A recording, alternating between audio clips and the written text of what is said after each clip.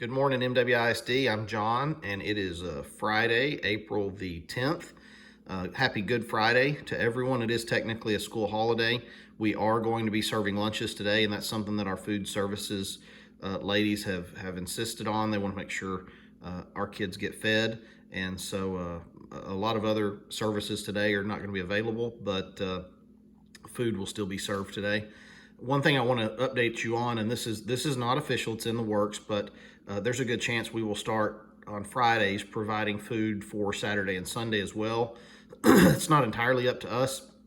The Texas Department of Agriculture has petitioned the federal government, which would be the USDA, to allow schools to feed on weekends, and we had our regular teleconference or video conference yesterday with the Commissioner of Education, and he mentioned that petition has been made at the federal level by state officials, and they have early indications that it will be approved, but it hasn't been approved officially yet, so that could still fall apart. Anyway, pending federal approval, our food services director has already told me that they are ready to turn that on. They would not serve meals on the weekends. Our ladies would still have weekends off, but they would serve 3 meals on Fridays that kids could take home and eat over the weekend. So that's in the works. Be watching for that. So this is our fourth episode of presenting related to the MWISD grading plan for this time of home learning. And I want to say this plan was not thrown together. We agonized over this. I had my campuses administrators get together with committees of teacher leaders and kind of work out what they felt was workable and fair.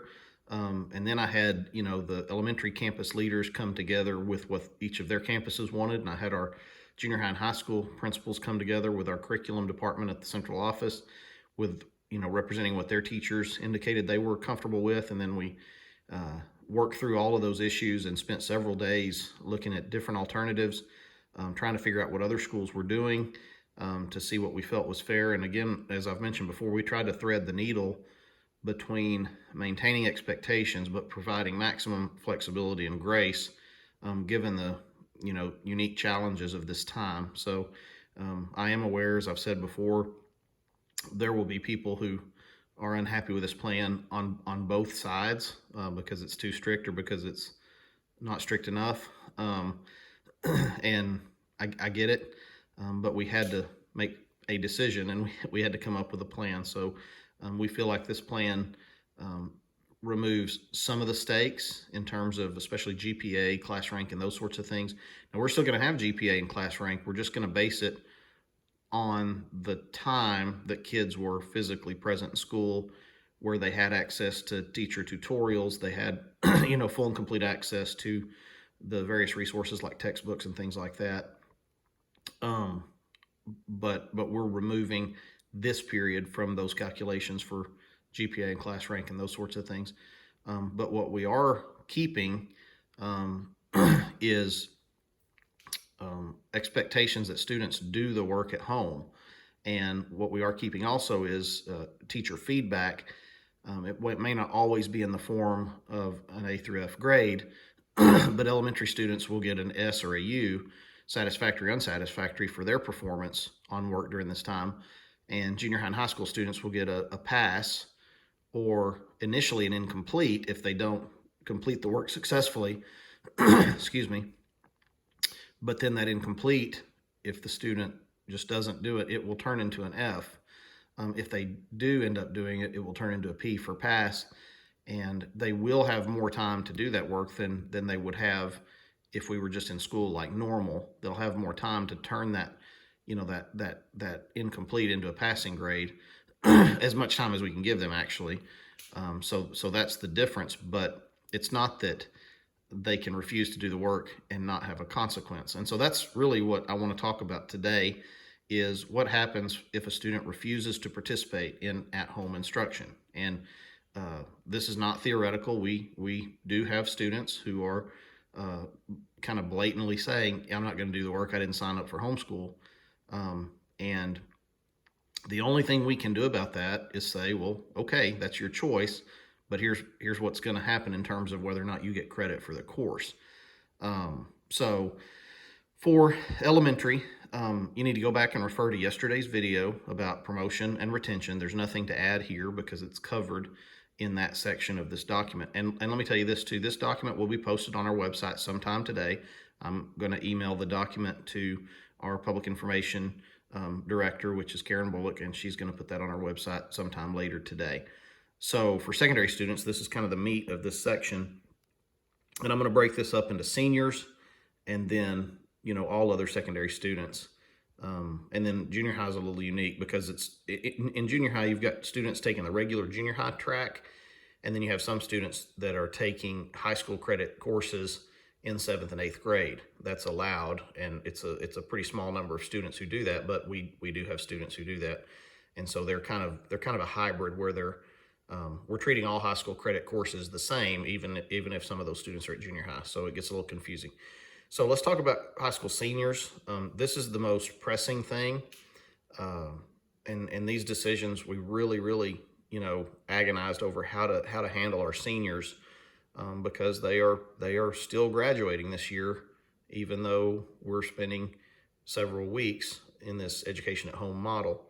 So if you've got a senior and they will not participate, will not do at-home instruction, what they're going to get at the end of the 5th 6 weeks and at the end of the 6th 6 weeks, if they continue, they're going to get an incomplete and not a P for passing. So they'll have all the way until May 18th to get those incompletes fixed. And if they fix them, they'll turn into a P for pass, and they'll get a passing semester grade. All courses needed for graduation must be completed by May 18th in order to be considered for graduation.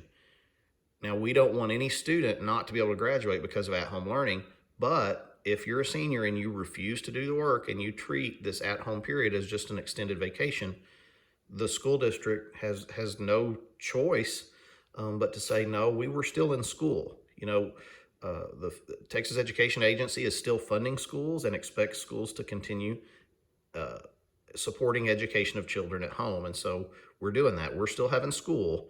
We're just having school in a different format now.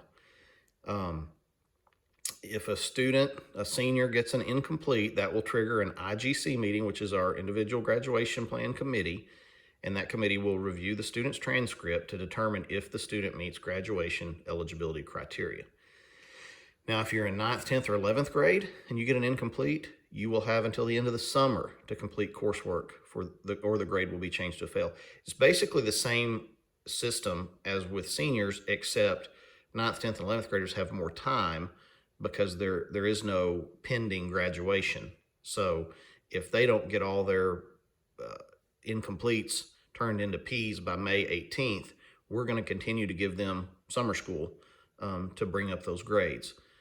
Now, one thing they need to understand is if they want to sign up for a course next year that has a prerequisite course required, and they refuse to do the work in the prerequisite course, and it ends up being an F instead of a P, they will not be allowed to enroll in that subsequent course for which they failed the prerequisite. Just like it would be if we were in a normal circumstance. They have to pass the prerequisite to sign up for the next course.